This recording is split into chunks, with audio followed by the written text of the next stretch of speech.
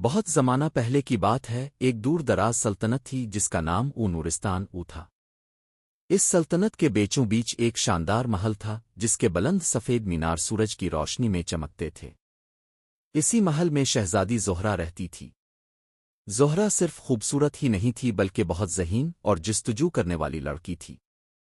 اسے دربار کی رسمی زندگی سے زیادہ محل کے باغات اور کتابیں پسند تھیں۔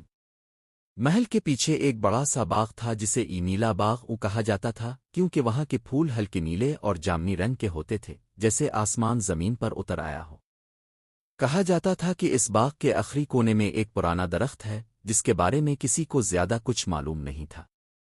دربار کے لوگ کہتے تھے کہ وہاں جانا منع ہے، لیکن زہرہ کو ہمیشہ وہی جگہ سب سے زیادہ دلچسپ لگتی تھی۔ ایک دن صبح کے وقت جب ہوا میں ہلکی ٹھنڈک تھی اور پرندے گیت گا رہے تھے، زہرہ چپکے سے باغ کی طرف چلی گئی۔ وہ نیلے پھولوں کے درمیان چلتی ہوئی آخر اس پرانے درخت تک پہنچ گئی۔ درخت بہت بڑا اور خاموش تھا، جیسے صدیوں کی کہانیاں اپنے اندر چھپائے بیٹھا ہو۔ زہرہ نے درخت کو غور سے دیکھا تو اسے درخت کی جڑوں کے قریب ایک چھوٹا سا پتھر نظر آیا جس پر عجیب سی لکیریں بنی ہوئی تھیں۔ اس نے پتھر کو ہاتھ لگایا تو اچانک ہوا تھم گئی اور پتوں کی سرسراہٹ رک گئی۔ اسی لمحے درخت کے پیچھے ایک خفیہ راستہ ظاہر ہوا جو پہلے کبھی نظر نہیں آیا تھا۔ زہرہ کا دل تیزی سے دھڑکنے لگا، مگر خوف کے بجائے اس کے اندر تجسس تھا۔ وہ آہستہ آہستہ اس راستے میں داخل ہو گئی۔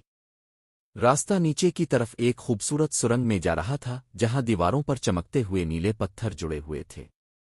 کچھ دور چلنے کے بعد وہ ایک کھلے حال میں پہنچی۔ یہ جگہ کسی خواب کی طرح تھی۔ درمیان میں ایک چھوٹا سا تالاب تھا جس کا پانی نیلا اور صاف تھا، اور اس کے اوپر ہلکی ہلکی روشنی تیر رہی تھی۔ اچانک پانی کی سطح ہلکی سی لرز اور اس میں سے ایک دھیمی آواز آئی، آخرکار تم آ ہی گئی ہو زہرہ۔ زہرہ چونک گئی مگر اس نے ہمت نہیں ہاری۔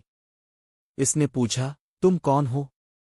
پانی میں سے ایک نرم سی روشنی بنی اور ایک دھندلی سی صورت ظاہر ہوئی، جیسے کوئی پرانی یاد ہو جو ہوا میں تیر رہی ہو۔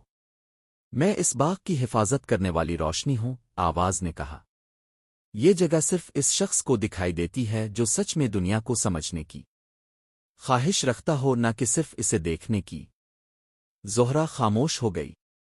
وہ کافی دیر اس جگہ کو دیکھتی رہی۔ اسے محسوس ہوا جیسے وہ پہلی بار واقعی سکون میں ہے۔ پھر وہ روشنی دھیرے دھیرے مدھم ہونے لگی اور آواز دوبارہ آئی، تم یہ راز کسی سے نہیں کہو گی۔ یہ جگہ تمہاری نہیں، مگر تم اس کی یاد اپنے دل میں رکھ سکتی ہو۔ اگلے ہی لمحے سب کچھ ویسا ہی ہو گیا جیسے پہلے تھا۔ زہرہ دوبارہ نیلے باغ میں کھڑی تھی، مگر اب وہ پہلے جیسی نہیں رہی تھی۔ وہ واپس محل چلی آئی، لیکن اس دن کے بعد وہ اکثر خاموش رہنے لگی اور اکثر کھڑکی سے آسمان کو دیکھتی رہتی، جیسے کسی ایسی چیز کو یاد کر رہی ہو جو صرف وہی جانتی ہو۔ اور نیلا باغ اب بھی محل کے پیچھے خاموش کھڑا ہے اپنے راز کے ساتھ۔